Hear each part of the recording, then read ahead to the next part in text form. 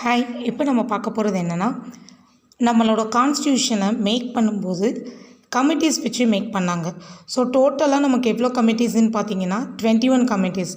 அதில் 8 கமிட்டிஸ் வந்து major committees. So அது என்னெல்லாம் அப்படிங்கிறத பார்க்கலாம். அது யாரெல்லாம் நிர்வகித்தாங்க அப்படிங்கிறதையும் பார்த்துடலாம். ஃபஸ்ட்டு ஜவஹர்லால் நேரு. அவர் என்னென்ன கமிட்டிக்கெலாம் இன்சார்ஜ்னா union powers committee, union constitution committee and states committee, அதாவது பிரின்ஸ்லி ஸ்டேட்ஸ் இருப்பாங்க இல்லையா, அந்த அந்த 3 கமிட்டிக்கும் ஹெட் யாருன்னா ஜவஹர்லால் நேரு. நெக்ஸ்ட்டு சர்தார் வல்லபாய் பட்டேல்.